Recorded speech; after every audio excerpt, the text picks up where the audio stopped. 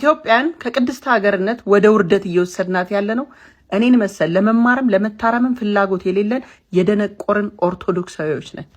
አዎ ጾም መያዣም አይደል? ዘፈኑ ዳንኪራው ቀጥሏል። ምን ችግር አለው? ምን ችግር አለው ቢዘፈን? የቅድስት ኢትዮጵያ የዜማ ጉዞ ከከፍታ ወደ ዝቅታ እንዲህ ይተነተናል። ቅድስት ሀገራችን ኢትዮጵያ የመጀመሪያ ታሪክ የያዘው ዜማዋ የምስጋና ነበር።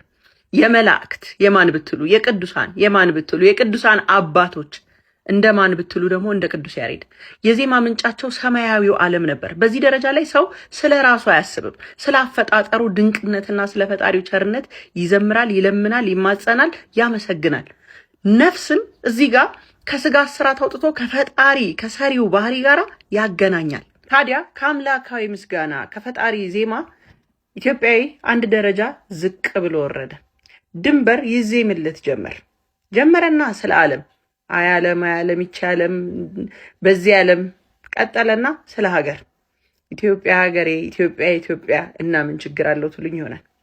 ሰው ከፈጣሪው አይኑ ሲርቅ መጀመሪያ ስለፈጠረው ሳይሆን ስለተፈጠረው ዓለም ውበትና ስለ ምድራዊው መኖሪያው ሀገሩ መዘመር ጀመረ ማለት ነው። ከሰማያዊው ወዴት ወረደ? ወደ ምድራዊው ዝቅ አለ። ሰማያዊው መላእክት ሰማያዊ ቅድስና ያገኙትን ትቶ ወዴት ወረደ? ወደ ምድራዊው ዝቅ አለ አንድ ደረጃ። እዛ ላይ አላቆመም። ጦርነትን አስታኮ ሰውን ጀግና ወደ ማድረግ ሄደ። ከዚህ በፊት ጀግኖቻችን ቅዱሳን አባቶች ነበሩ፣ አንገታቸውን መስዋዕትነት ለክርስቶስ የሰጡ። አሁንሳ ጀግና በሰው ልክ ወረደ ማለት ነው። ጀግና በሰው ልክ ሲወርድ ቀጠል አደረገና ብሔርና ወገን ቀጥሎ መጣ። ኧረ ጎጃም፣ ኧረ ጎንደር፣ ወሎ፣ ከሚሴ፣ ቦረናና ጅማ፣ ሐረር፣ ቅብርጥሴ ሀገር ሳይሆን ወረደና ወዴት ሄደ? ወደ ብሔር ይዘምለት መጣ ማለት ነው። ፍቅር እየጠበበ መጣ። ልብ በሉ፣ ሁሉን መውደድ ቀርቶ የኔ የሚለው ብቻ መሞገስ ጀመረ ማለት ነው። ይህ ከሰዎች መካከል መለየትና ኩራትን አመጣ። ቀጠለ። ስለ ፈጣሪው፣ ስለ ቅዱሳን፣ ስለ መላእክት፣ ስለ ሰማያዊው ነገር ሲዘምር የነበረው ኢትዮጵያዊ መውረዱን ቀጥሎ ወደ ዓለም፣ መውረዱን ቀጥሎ ስለ ሀገር፣ መውረዱን ቀጥሎ ስለ ጀግና ያረገና መውረዱን ቀጥሎ ስለ ሴትና ወንድ፣ ስለ ስሜት ያረገው ጀመር። ፍቅሩ የበለጠ ጠቦ ወደ ስጋዊ ፍላጎትና ወደ ተቃራኒ ጾታ ወረደ። ማረንጌቻ እዚህ ጋር መዝሙር ወደ ዘፈን ተቀየረ። ዜማው ነፍስን ከማርካት ወደ ስጋን ማወዛወዝ ወረደ። ትዊስት እዚህ ጋር ቢያበቃ መልካም ነበር። ዝቅታው ግን ቀጠለ። ወደ ቁስ ይዜምለት ጀመር።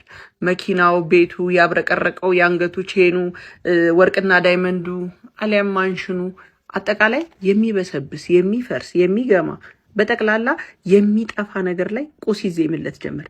ይህ ታዲያ ለአንድ ኦርቶዶክሳዊ የነፍስ ሞት ምልክት ነው። የነፍስ ሞት ምልክት ነው። ለምን ብትሉ በመዝሙሩ ሰላምና ጸጥታ ሲሰማ፣ በዘፈኑ ደግሞ ሕሊናን ለመሸፈን የሚደረግ ጩኸት፣ ባዶ ጩኸት። ከምስጋና ወደ ቅሬታ። ስለ ቁስ ሲዘፈን የለኝም እኮ፣ ስለ ሴት ሲዘፈን ከዳችኝ እኮ። በአጠቃላይ ምሬት ከመንፈሳዊነት ወደ ስሜታዊነት። እንግዲህ እንተዛዘብ።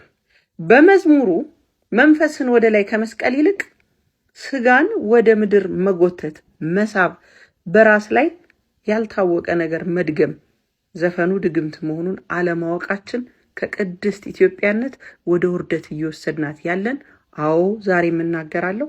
እኛው ያልተማርን የደነቆርን፣ ለመማርም ለማንበብም ለመጠየቅም ከአባቶች ስር ቁጭ ብለን ፍቃድ የሌለን የደነቆርን ኦርቶዶክሳዊዎች ነን።